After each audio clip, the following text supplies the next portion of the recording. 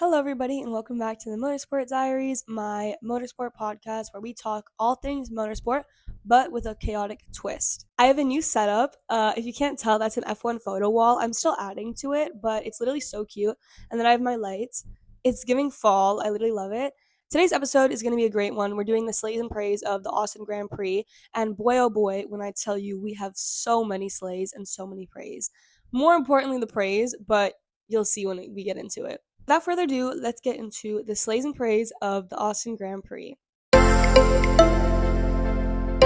So the first sleigh, I think all of you guys know what it's going to be.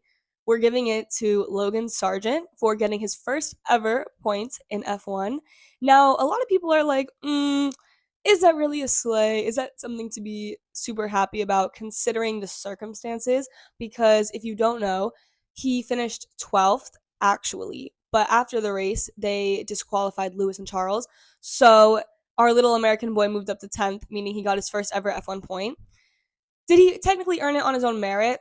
Questionable. But what I will say about this is that during the race, he actually did so well. I mean, if you look at his past performances, P12 might as well be a goddamn podium at this point. Like, I was happy with his P12. To me, that was an amazing achievement. Like, that was progress.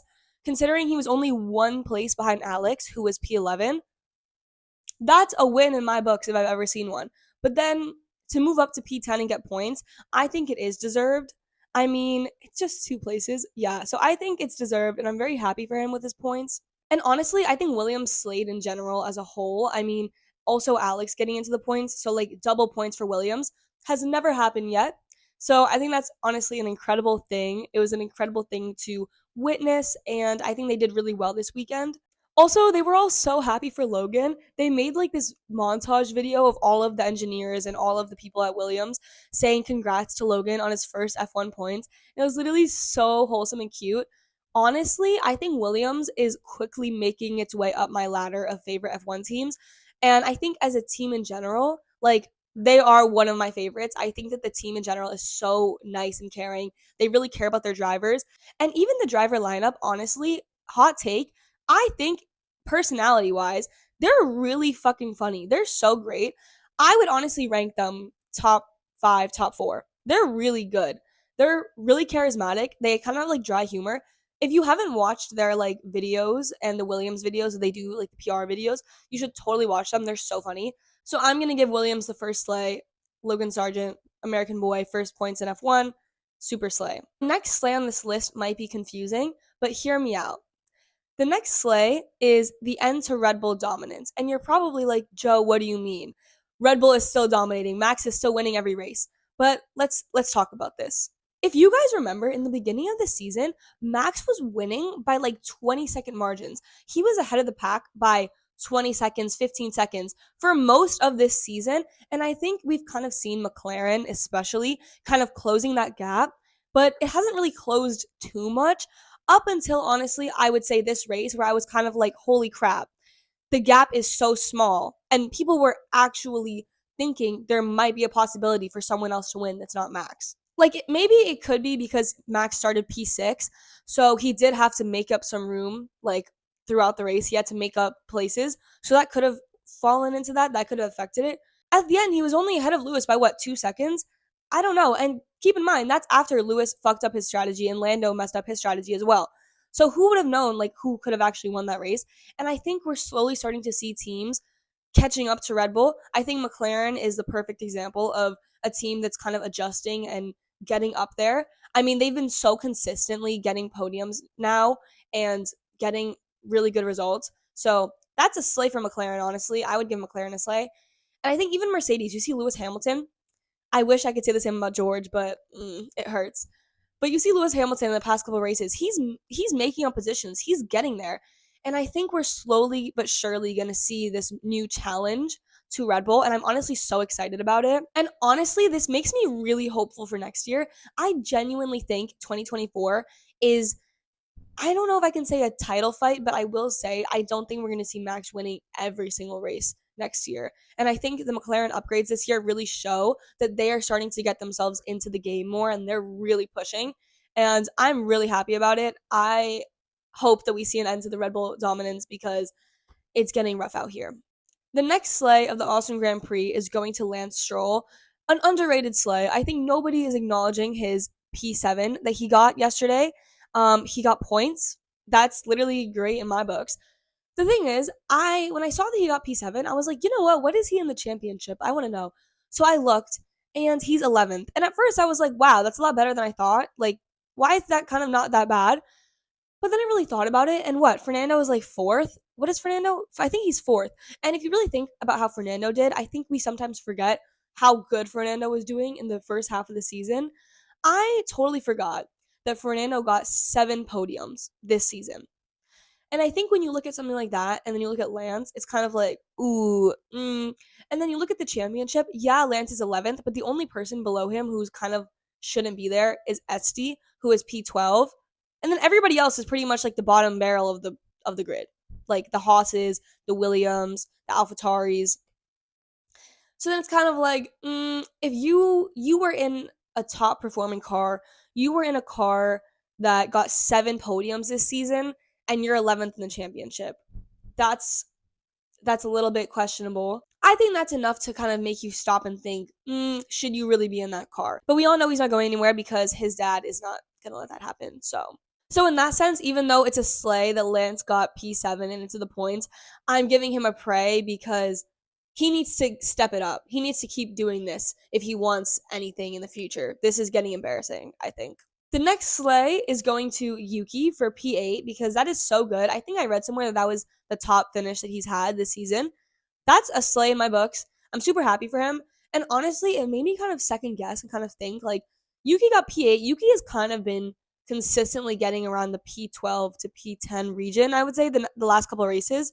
And I can't understand why Red Bull and AlphaTauri is so set on Daniel Ricciardo for that second Red Bull seat. I don't understand because in my eyes, I don't think that Daniel, as of now, is any better than Yuki performance wise. And I mean, Daniel has been out of the car for like 5 races, and it's just weird to me that they're so set on it. I don't get it. And I think I've seen a lot of people saying, oh, they put Daniel in the AlphaTauri because they want to see if he should be put in the Red Bull seat. They want to test him to see if he's Red Bull worthy. But why not Yuki? I feel like nobody. I would feel so honestly if I was Yuki, I'd feel like shit. Like that's so messed up. You're putting your heart and soul out there. You're getting some good results. You're literally carrying the team this season. You stepped up as a driver. And then some Billy Joe Bob, who literally didn't have a seat in the beginning of the season, is getting chosen for that Red Bull seat over you. I don't know. And I think I just don't understand why they're not even considering him. There hasn't been a single talk, there hasn't been a single thing about, oh, we're actually considering to see if Yuki should get into the Red Bull. So that's a little bit frustrating, and hopefully that changes. I think that slay for Yuki for getting points, but I'm praying for him in the sense that I hope that they start to kind of look at him seriously and start to actually consider him for that Red Bull seat. Do I think he should have the Red Bull seat? Probably not. But to be fair, out of all of the options right now, I mean, I don't think that Daniel Ricciardo has done anything this season to prove himself that he should get that Red Bull seat. So, like, at this point, why not put Yuki? I have 2 honorary sleighs, one going to Lando and one going to Pierre. Lando's getting an honorary sleigh because he got P2, and they were saying that the McLaren on the Austin track was going to be very bad. We've heard that it was going to be like shit. Oscar obviously didn't do too well on the track, and we kind of went into this race thinking the McLarens weren't going to be doing well, and even Oscar and Lando was like, yeah, I'm not expecting anything crazy, and he still got P2. So I think that gets a sleigh. I think he's been doing so well recently. I'm not the biggest Lando fan. I wouldn't call myself a Lando fan. I like Lando, but I wouldn't call myself a Lando fan. But I can acknowledge that the past couple races, he has been doing such an incredible job. And I'm honestly really proud of him. I think his first win is going to come shortly. Maybe this season, maybe next season. But yeah, I'm very proud of him. And Pierre gets an honorary sleigh because he got P6, which is so good. I feel like he's had such shit luck the past couple races.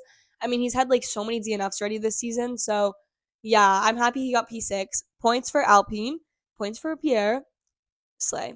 Now moving on to the praise of the Austin Grand Prix. And boy, we have so many. You probably already know half of them. So let's get into it. I think the biggest praise for the Austin Grand Prix, and honestly the biggest praise I've ever given in my life, is going to Charles Leclerc. because this man started on pole and then somehow ended up having the worst race of his life. Let me break it down for you. Let me explain. Charles got pole on Friday. Everyone was happy. Everybody loved Friday. It was a great day. All the Charles fans were having the best day of their lives. And then sprint, whatever. Sunday rolls around and we're all like, yes, Charles on pole, let's go. And right off the bat, Lando overtakes Charles into first corner. And we're all like, that's not a sleigh. That's not a sleigh. So Charles is P2, but we're like, it's fine. Podium is okay. Maybe he can still get it. We all knew he wasn't going to win anyways. Max was going to get up there. I was like, okay, he's on the podium. It's fine. Then we see that he's getting fucked over by his strategy because for some reason Ferrari decided they wanted to do a one-stop strategy with him when literally nobody else was thinking to do that. I think the only other person was Daniel Ricciardo, who also got fucked over and finished last. And even Pierre said before the race that he talked to Charles and Charles asked him, "Oh, are you also doing a one-stop strategy?" And Pierre looked at him and was like, "Hell no, what the hell? Like fuck that." So he gets fucked over by his one-stop strategy. Then he gets fucked over again because he's in front of Carlos and Ferrari's like, let Carlos pass. And the thing is, I can see both sides. I can see where people think that it was the right decision because Carlos was faster, but they were saying at the time, they were like, oh, because Carlos could pass Lando, like give him the chance to pass Lando. We all knew he wasn't going to pass Lando. We all knew he wasn't going to catch him. Come on. So I don't know. And to be fair, people were saying if Carlos would have stayed behind Charles, they both would have gotten passed by Checo. But I feel like at the same time, I think that I don't know. I think they could have played it smarter. Carlos could have defended maybe a little bit against Checo to kind of let Charles have some more space. I don't know. I think they could have played it smarter, in my opinion, because Carlos overtaking Charles left Charles to the wolves. It left Charles to literally get like overtaken like that with Checo. So that was really frustrating. And then Charles finishes sixth, which is already what the hell after getting pole. Like, are you kidding me? And then to make it even worse, he gets disqualified. So that's just terrible. I don't know. I think he's having terrible luck. A lot of people are thinking this is just because he's with Ferrari still. People are kind of like, I think you should get out while you can. It's not looking too good. And on top of that, Lando overtook him in the championship. So yeah, I don't know. I do really feel bad for him. I think it's also so sad because when you look at how he was doing last year and then you kind of look now, it's like, what went wrong? I mean, it already started going wrong last year, but it's just so sad. I mean, I'm a Charles fan, and yesterday was so heartbreaking for me. It was so terrible. Honestly, if I were him, I would just be like, whatever, this season's over, on to the next. I don't care anymore because it's just so pathetic and yeah. So he's getting the biggest prey. The next prey is going to Lewis because he also got disqualified, if you didn't know. And he gets a prey because he got P2, which is literally so good. And I feel like he's been doing so well recently. So that P2 was so great for him. And then he gets disqualified and suddenly he gets no points. Also, he was so close to passing Checo in the championship. And this just set him behind so much because now he got no points when he would have gotten so many. So that really sucks. But honestly, I think he could still do it. I believe in him. Do I want him to overtake Checo in the championship? I don't know. I don't know. I still have mixed opinions, but I think he can definitely do it. So we'll have to wait and see for Mexico to see if he gets more points. The next prey from the Austin Grand Prix is going to George and Oscar. And you're probably like, why George? I'll explain. And I'm grouping them together for a reason. So Oscar obviously pray because he DNF'd. That's literally so annoying. But I'm gonna give them both joint pray because I feel like what we've seen in the Austin Grand Prix was that their teammates were slaying so hard and their teammates were literally getting like podium positioning and they just were suffering at the back. They were suffering. And I know the McLarens weren't supposed to do well in Austin anyway, so honestly, I'm kind of gonna let it slide for Oscar. But I mean, you even look at how Oscar was doing the whole weekend, like even in the sprint and even in qualifying, like he just wasn't doing well compared to usual. And then you look at Lando and it's kind of like, questionable. And I think you can say the same thing for George, which is so sad. As a Brussels sprout, it literally hurts my feelings so bad. My heart aches. Because I feel like the last couple of races, we've seen Lewis do so well and then George just doing so bad. And I just don't understand why. If they have like the same kind of car, why are they so different in pace? And I know some people are going to be like, oh, it's because Lewis is so much of a better driver, blah, blah. Okay. No, I don't know what the problem is. It's so sad. I hope that I don't know. I'm gonna try to look more into it to kind of see what's been going on in terms of the difference between the two. But I'm gonna give both of them a pray because Hopefully things change for them in Mexico. I hope that George can finally match Lewis's pace because it's been a while and it's been hard being a defender. It's been hard defending George. The Brussels sprouts are having a hard time. The next prayer I'm giving is to Checo, and you're probably like, why? He didn't do that bad. He got P4. Mm, I looked at the past couple races.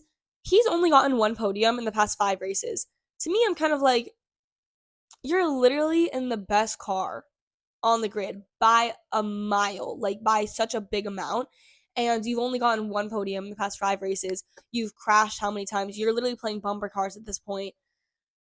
It kind of makes you think like and you know it's funny because I used to be a big Checo defender. I really did, and I feel like a lot of you guys would know that. Like in the beginning of the season, I mean, he was obviously doing well, but when he started to do kind of bad in qualifying, I was still defending him, and I was like, look guys, he doesn't need replacing. He might be doing bad in qualifying, but he's still doing well during the races, so it's all good. Now it's getting hard to defend him. Now I'm kind of like, this is getting very questionable, and you need to pick your shit. You got to get your shit together. And I think it makes you think what's going on. That's the thing. I'm not really hating on him. It's not me trying to be like, oh my God, you're actually a terrible driver, because I don't think that at all. I think he is very good. It's just, it makes you think what went wrong, what changed. Because he's in the same car as Max. Well, the same car as Max. But, like, he was doing so well in the beginning, and it just switched so fast, and now it's just he's struggling so much, and I can't help but think maybe it's a mental thing. Maybe he's kind of cracking under pressure. I feel like it has to be a mental thing, because if the cars are very similar and he's in the same car that he was in from the beginning of the season, I'm kind of like, I don't know. I feel like it has to be a mental thing, and I honestly feel bad for him, and I'm giving him praise not to be mean. It's more of a, I hope that you can fix your shit. I hope that you can get back on your grind kind of pray.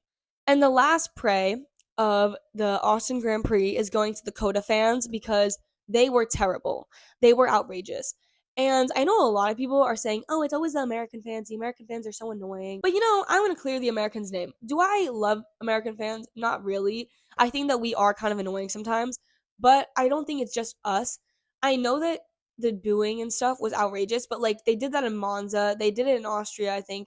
They do it in so many other places. So I don't know. I think people just like to be like, oh, it's the Americans, whatever. But I will say the booing was terrible. It was so mean. It's just disrespectful. I don't understand why people do that. It's like, why are, also, I'm like, you willingly bought tickets for this Grand Prix knowing Max was going to win, and then you're still going to boo. Why did you go then? Why did you even go? You obviously knew Max was winning. What's the like, what? You should have just stayed at home and booed at your TV? I don't know. I just like, it's so odd. And honestly, people who boo the drivers like at the podium, to me, like that's just such a terrible person. I wouldn't want to be your friend. I wouldn't want anything to do with you. You seem like you're a rat. You seem like you're just like a terrible, terrible person. You seem like you have no, like, you're just horrible. You're mean. You're disrespectful. You have no empathy towards other people. Weird behavior. It's weird behavior. I would never do something like that. Also, cheering, like chanting other drivers' names and booing during the national anthem, disrespectful. What's wrong with you? You never do that. That's weird. During somebody else's national anthem, did you not get raised correctly as a child? I don't know. It was so odd to me. Ugh, it was so gross. It just cringed me. It made me feel so bad. And honestly, I know some people are like, you're too sensitive. You're too sensitive. Max doesn't care. Even if he doesn't care, it's something you just don't do. It's something you don't do. It's weird. And I think deep down, I think he does care. And it's funny because if you look at the podium and you rewatch it, you can see his face change when he gets the trophy, and then when people start booing him, and you can kind of see him kind of get more like, kind of not sad, but you can kind of see his facial expression change when he hears people booing him. And it's just sad. Like, nobody deserves that. If you're a fan of F1, you shouldn't be booing other drivers. That means you have no respect for the sport. It's weird because I don't know. It's just odd because, like, why are you watching F1 then? I feel like if you like F1, if you like motorsport, you have an appreciation for the sport, you have an appreciation for the drivers, you have some certain amount of respect for them. Clearly that means that you're not a good fan. You're not a fan of motorsport. You're not a fan of F1, because if you were, you would be respectful towards drivers because you don't understand what they go through. You don't understand what they put into racing. You would have respect for their accomplishments, for their achievements. Max literally got his 50th Grand Prix win, and you're sitting there booing him. That means you have no respect for the sport. because that is an insanely impressive achievement, and you're just gonna go and boo that. You're not a motorsport fan, baby. Get out. That's outrageous, in my opinion. Weird behavior. So that's all I have to say about that. But yeah, after that little rant, that's all I have to say. Those are my slays and praise of the Austin Grand Prix. I'm very excited for Mexico for the triple header. I'm excited for Brazil, except I need George to get his shit together ASAP because we all know he won there last year. And if he isn't at least on the podium in Brazil, I'm going to have a mental breakdown and cry. So I need Mercedes to get his car going. I need him to get his crap together, please. And yeah, I'll see you again next week after the Mexico Grand Prix with more slays and praise. Thank you so much for listening. I hope you enjoyed this episode. And like always, you can like and subscribe or like follow my podcast. And there should be a thing at the bottom if you scroll that asks you if you enjoyed the episode. And also, I'm going to leave a little question for you guys to fill out, a little poll, F1 related. So you can fill that out as well. And yeah, I hope you have an amazing day. And I'll see you again next week. Bye.